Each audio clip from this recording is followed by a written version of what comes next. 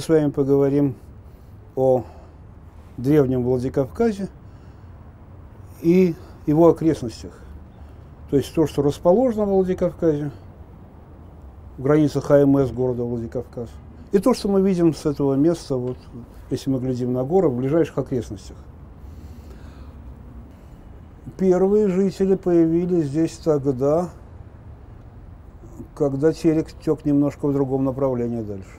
Сунжерский хребет поднялся около 300 тысяч лет тому назад, появилась подвешенная долина, и Терек стал течь. Было огромное озеро здесь, запруд образовалось. И Терек прорвал в районе Змейки и выше, и потек в Каспий уже вот так, а не напрямую. Но люди жили до этого. То есть на их глазах происходили извержения неоднократные Казбека, все это засыпалось пеплом. В археологических слоях памятника, который практически виден отсюда, в пещере Микшулук-Талагат, мы знаем 11 слоев вулканического пепла. В стоянке первобытных людей мы знаем около хутора Попова. Эпохи Ашель, вы знаете, что это 600, 700, иногда миллион лет, иногда старше. Точной даты мы пока не знаем для этого памятника. Под Лысой горой местонахождение около Реданта, но и там были глиняные карьеры до недавнего времени, которые активно разрушали эти памятники. Там же между ними расположено поселение эпохи энеолита, ранней бронзы, то есть это время где-то 5-4 тысячелетие, 3 тысячелетие до нашей эры, естественно. Если мы сдвинемся чуть на запад, в район нынешней свалки городской, то она расположена рядом с огромным поселением, могильник которого нам пока неизвестен. Оно открыто не так давно. Там слои кабанской культуры, эпохи поздней бронзы, раннего железного века, сарматской культуры, аланские. То есть вот Владикавказ, вот еще один Владикавказ, между ними Терек. Как они общались и прочее, это предстоит узнать нам, ученым. Вокруг города, ну и, собственно, в самом городе, ну здесь вот у меня целый список курганов. Вот смотрите, вот это все курганы. Курганы – свидетельство перемещения здесь масс народа в эпоху бронзы и неолита, бронзы. Позже в этих курганах находят и более поздние погребения. В Сухой Балке расположен Золотоордынский могильник, то есть могильник золотоордынского времени, к вопросу о том, где жили потом. Золотая Орда была позже. Там же поселение скифского времени, 6-7 века. Место никогда не пустовало, но и глупо было бы предполагать, что древние могли не оценить удобство единственного, по большому счету, перехода на Ближний Восток и обратно, всех торгово-экономических связей. Ну, достаточно сказать, что ближайшей аналогией изделия, найденного под Лысой горой, находится в культуре Санго, Нижняя Лупемба, экваториальной Африки. Ближайшие аналогии мустерских изделий, когда жили здесь неандертальцы, на территории Луристана. Это горы Загроса между Ираном и Ираком. Самое удивительное, что не только в эпоху Мустье люди ходили туда и обратно, и были культурные связи, но если вы попадете в экспозицию Британского музея, вы увидите кабанскую культуру, по сути дела, но на нем будет написано Луристан. Настолько велико сходство. Скифы ходили на Ближний Восток, заимствовали там какие-то элементы, эти заимствовали другие. Но вернемся в Владикавказ. В сторону Гизеля, если мы с вами отправимся, там поселение эпохи неолита. Это медно-каменного века. Множество памятников вот здесь, на южных окраинах. В сторону поселка Южный поселение, причем не одно селище, их много могильников аланских. из которых происходит, то есть это густо населенное место. По большому счету, если мы будем брать аланское время, это мегаполис с районами, которые хорошо были между собой связаны. Если бы не была разрушена вот та часть Владикавказского городища, южная, мы бы много интересного узнали и об этом. Но, увы, боюсь, что там только между домами еще что-то можно найти.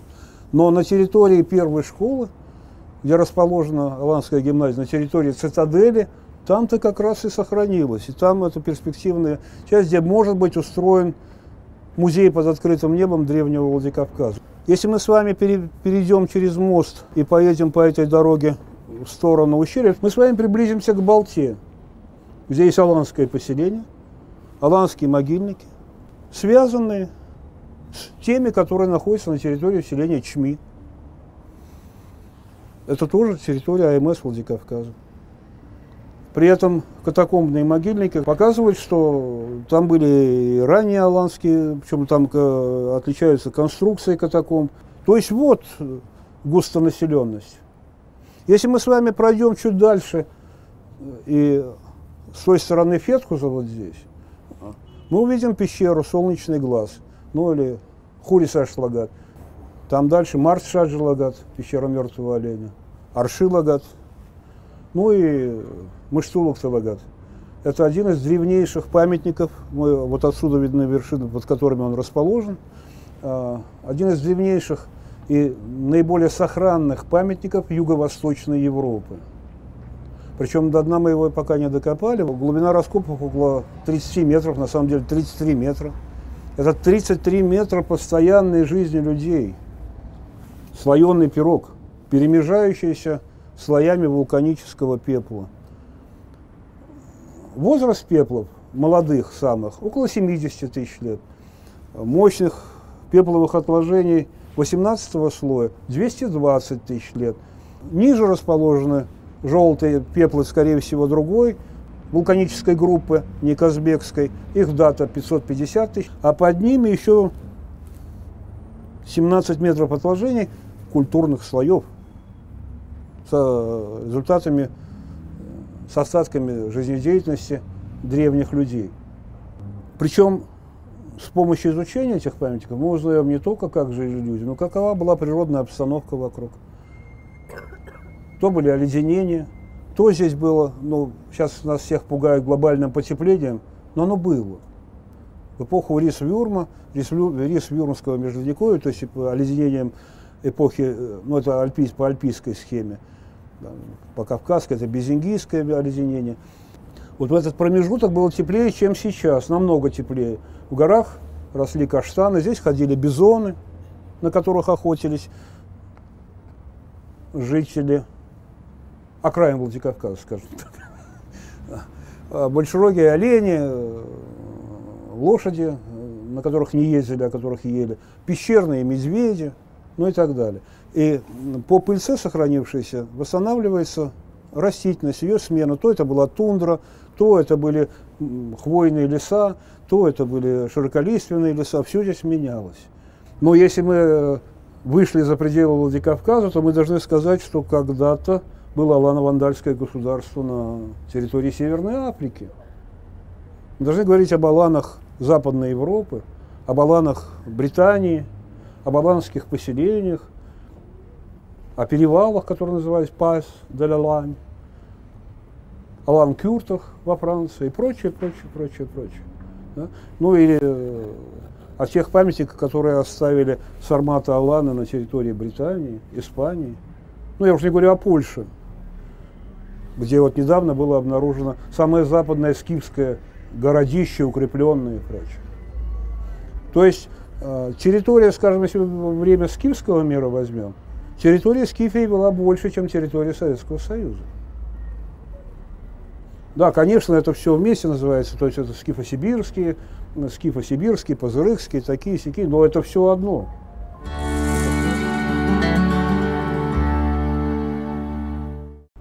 Захоронение Замокильское не более позднее? Ну, если мы сейчас с вами займемся археологией Осетии вплотную, есть и более поздние, есть и более ранние. Дело в том, что здесь постоянно то есть здесь, на территории Осетии, она никогда не пустовала. Сменяли друг друга разные народы, разные племена. И мы видим следы этих миграций в слоях курганов. Курган — это не просто насыпь земли, это архитектурное сооружение. При этом оно разновременное, иногда это бывает 10, 15, 20 слоев. О чем это говорит? Если вы заходите на современное кладбище, скажем, ну, хорошее, в смысле старое кладбище, увидите могилы, скажем, прошлогодние, но вот там могила 19 века, там постарше и прочее. Вот. И археологи именно так и узнают, поскольку слои одного кургана и находки одного перемежаются с другим и прочее, и так выстраивается относительная хронология. Если здесь это было раньше, то здесь позже, значит, двигались оттуда сюда и прочее. Конкретно погребения сарматские и прочее, к сожалению, находки из которых частично были вывезены, то есть мы с вами знаем, что, скажем, раскапывался Змейский могильник, да? Но самые яркие вещи находятся в Москве, в историческом музее. Самые лучшие коллекции кабанской культуры находятся в музее Сен-Жермен-en-Laye в Париже, и они лежат нераспакованные с 19 века в ящиках. Их когда-то купили. То есть вы понимаете, что культурные круги, то есть вот то, как расходится культура, передается вместе с населением. Это сложный полицветный ковер, орнаменты которого как раз и изучает археология и разные области археологии. И многие части этого ковра отсутствуют, к сожалению. И мы сейчас с вами говорим о каких-то фрагментах, по которым мы можем восстановить общую картину.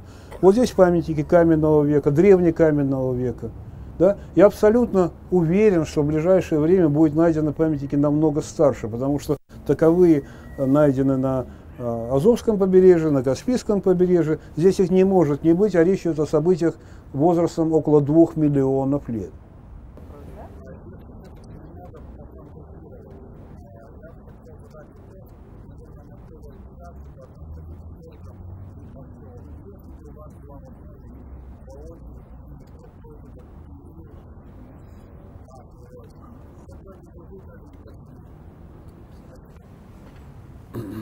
Вы задали очень сложный вопрос, поскольку мне хочется увидеть все и сразу. И к каждому периоду у меня есть вопросы.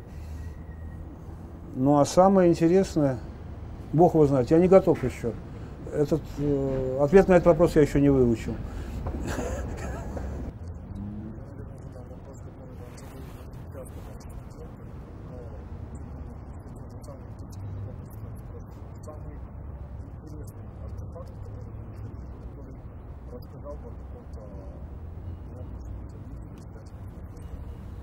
Пока, вот на сегодняшний момент, самое интересное, это у меня была находка в слое номер 29 на глубине 26 или 27 метров в пещере Мыштулук-Салагат, поскольку я не ожидал там это увидеть на этой глубине, а это вещи, сходные с теми, которые появляются на побережье Каспийского и Азовского морей около 2 миллионов лет тому назад.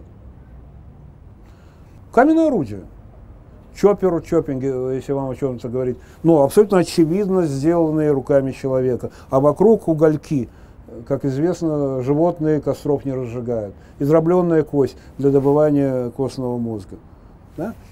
И что важно, почему меня это удивило? Ну, во-первых, это было крайне неожиданно. Это было настолько неожиданно и приятно, что я попросил прощения у сотрудников и сказал, можно я закричу? Они сказали, можно, я стал кричать.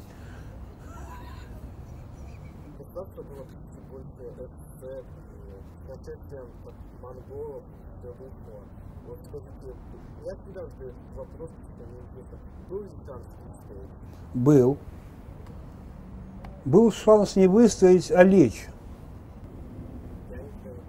Нет, то есть не сопротивляться. Ну, или посопротивляться и сдаться. К сожалению, да, иго, хотя есть разные версии, что иго пошло на пользу, там еще чего-то. Боюсь, что это не так. потому что любое иго формирует психологию определенным образом. Должен вам сказать, что не легли, мало того, наверное, вы знаете, что на территории Осетии не было крепостного права. Вы знаете, чем отличалось крепостное право по отношению к свободе человека. Да, могли продать телегу, девушку вместе с ребенком. Да? А теперь представьте себе, или помещик мог воспользоваться правом первой брачной ночи, причем это было законно. Да? А теперь представьте себе такого Алдара в Осетии. На следующее утро он бы жив остался, нет? Если бы он продал чью-то дочь, мать там и еще что-то, да ему бы в голову не пришло пойти этим путем. Я об этом вам и говорю, что дело не в материальном достатке. Они остались практически без ничего высоко в горах, но сохранили главное, которое и следует сохранять. Суть, идущую из глубин веков, о чести, достоинстве, совести.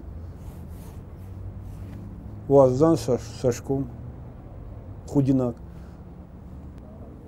Если это исчезает, то никакое государство не поможет. Спасибо.